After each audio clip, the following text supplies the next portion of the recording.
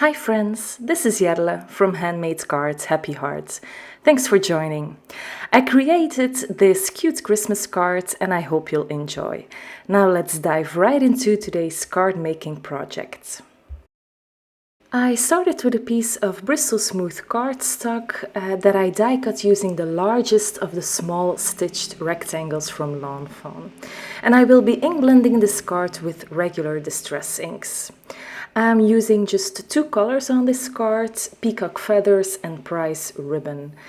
I started with that lightest peacock feathers color and eventually I will use that darker price ribbon on the top part of the panel.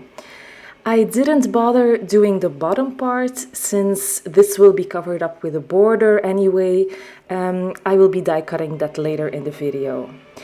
Now, I don't think I've ever used these two colors together, but I think it's really pretty. And maybe if I added like some black soot or something, this would create even more of a nighttime sky.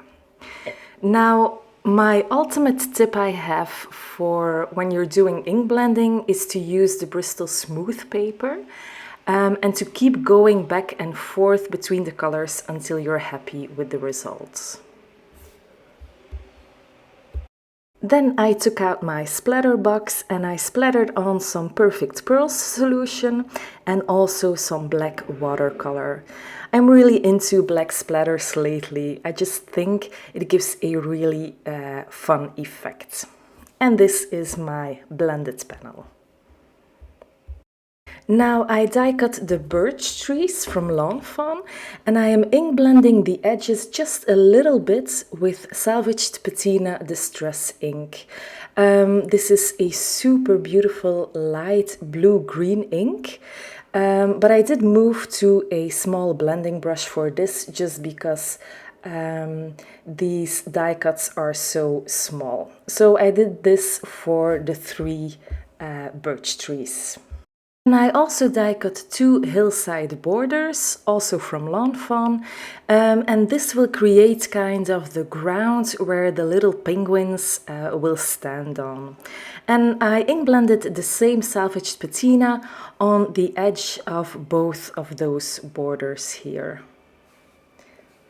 I did use the same Bristol Smooth cardstock for these borders as well as for the birch trees. So Bristol Smooth cardstock is really my favorite cardstock when I'm doing ink blending.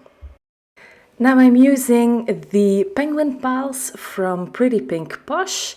And you'll see here that I kind of lay down the die cut trees and the borders just to see which penguins I wanted to use and which accessories, etc. So I'm just playing with the stamps a bit and seeing which design I actually like. And then I stamped all my images with VersaFine Onyx Black ink, again on Bristol Smooth cardstock, because I will be watercoloring these images. So again, this is the perfect paper and the perfect ink for that. I'm using my Caron Brush Markers Pro to do my watercoloring. I'm putting the watercolor directly onto the paper, so the Bristol Smooth cardstock, with my marker, and then I blend the color out with a damp paintbrush. Now these markers are super juicy, so you really don't need much color. I really like the sturdy tip of the marker because it just gives me great control when I'm laying down or putting down the color to the paper. Now I think I've heard somewhere that there are new markers available now from this brand, so the Caron brand. And I think there are now the exact same colors but with a different tip, sort of like they upgraded their markers. Now I have mine for many years now, but actually I haven't used them for a while. I think it's only like a couple of weeks or maybe a couple of months ago or so that I started using them again.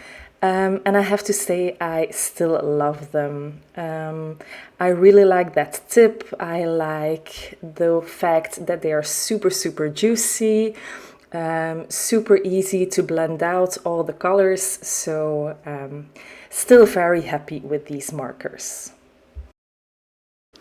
It also really didn't take that long to color all of those images. Now, off camera, I did cut out the images with the coordinating dies, and then it was time for my sentiment. Again, I placed everything on the background panel just to see where I wanted to stamp that sentiment. And then just now I prepped the panel with an anti-static powder tool. I stamped the sentiment in Versamark ink, and then I sprinkled on some white heat embossing powder.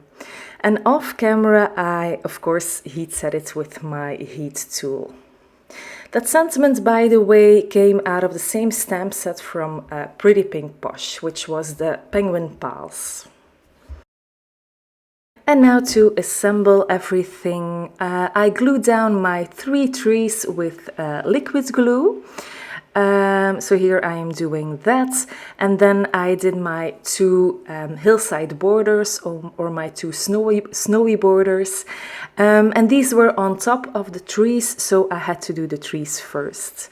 Now when I did that first border all the way down, I didn't press it too much because that second border had to be tucked in that first one just a little bit. And if you press down immediately, you wouldn't be able to tuck it in anymore. And then I did trim off the excess of those trees with my scissors. And now I foam mount my little penguins with foam squares.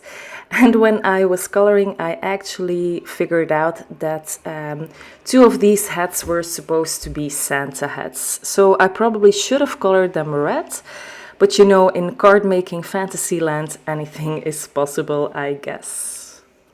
So here they are, those 2 cute little friends, those 2 cute little penguins. Then I trimmed down a piece of red patterned paper to 5.5 by 4.25 inches. I believe this was from the Let It Shine 6x6 paper pad from Lawn Fawn, and I adhered this to a white card base. And then I adhered my ink blended card panel on top.